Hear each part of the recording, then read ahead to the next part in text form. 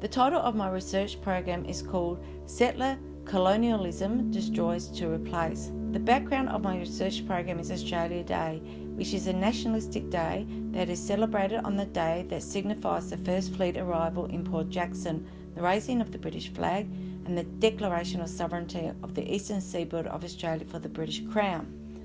The social and economic impact of this invasion and control of Indigenous peoples have accumulated across generations. It was amplified by policies and practices that have systematically disadvantaged Indigenous people, and in many instances has resulted in the transmission of trauma, poverty and other forms of disadvantage from generation to generation. So the disadvantage we see today is often a long-term effect of the lack of opportunities in previous generations, including poor nutrition and inadequate education and healthcare. Michael Manson, a Palawa man and activist, stated Australia Day is 26 Jan. It's not a day that is particularly pleasing for Aborigines. The British were armed to the teeth, and from the moment they stepped foot on our country, the slaughter and the dispossession of Aborigines began. Australia Day has not always been celebrated on January 26. It actually was not until 1994, only 24 years ago, that Australia Day officially became a public holiday for all states and territory.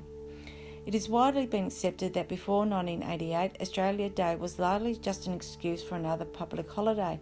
However, during the bicentenary of 1988, the federal government spent millions of dollars, and as stated by Pearson and O'Neill in the article Australia Day, a day for all Australians, it effectively re-energised and reorientated Australia Day.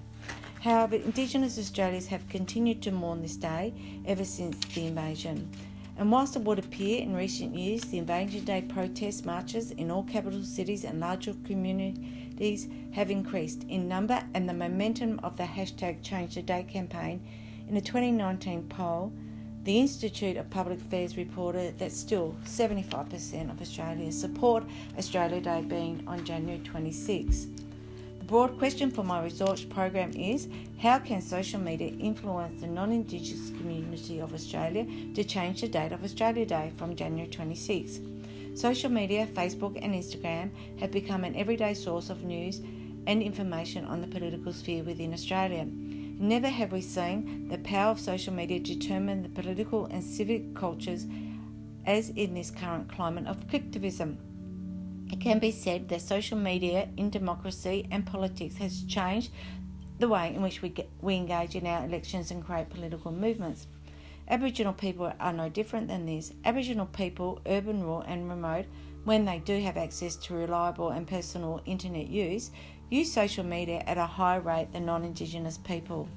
However, while no doubt this has allowed Aboriginal people to express themselves and have their voices heard, it has resulted in very few victories and justice. In fact, today, the life expectancy gap of 8.6 years for males and 7.6 years for females still remains between Indigenous and non-Indigenous Australia.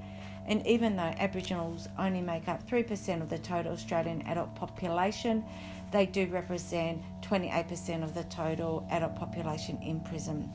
So the purpose of my research is Indigenous activism and political campaigns are increasingly using social media as a powerful organising tool, from hashtag Idle No More movement in Canada to the EZLN National Liberation Movement in Mexico and the hashtag NoDAPL on Standing Rock in the US. These international activists are changing, influencing and reminding many communities and the political class of the invocable injustice of colonisation.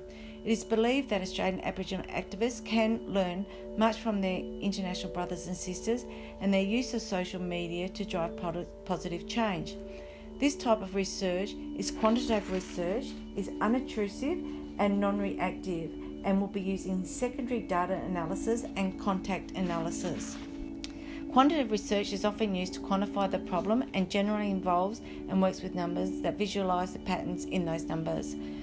We will focus on 5 successful international activist campaigns, and in her ground-breaking paper, Connective activism, Indigenous using social media for shaping political change, Marissa Durante, a Native American first person, stated that there is a community of knowledge, including expertise in the choice in messaging and discourses of indigeneity, targeting of movement opponents, and selection of digital tools and techniques, and that Indigenous activists worldwide need to harness these relationships and practice a politics of visibility, cultivate solidarity to enforce dominant governments' trust and treaty, if Australia had one, and their responsibilities. The objectives are to produce a report focusing on 5 successful international change campaigns. The report will consist of a literature review, grey and peer-reviewed, which may include community reports, advertising creative briefs, annual reports, evaluation reports, and advertising journals. It will have a detailed analysis of digital tactics used, digital tools and techniques used, messaging, discourse of digitality, design methodology, and also the following determinants. Social media platforms used. Was it Facebook, Twitter? What platforms worked well? What didn't? What got the best performance, not only in clicks, but also promoted public debate, hopefully fair and reasonable. What was the tone of the copy? Was it honest? Was it straightforward? Was it factual? What was the call to action? What was the messaging? Post-demographic analysis of any comments, mentions of use and branded hashtags, top content pieces, unique clicks. And also, and most importantly, the campaign must also measure the trauma with which the Indigenous community felt throughout the whole campaign. We want to know what were the roadblocks in the campaign and what were the costs in relation to dollars, resources and in human resources. Thank you.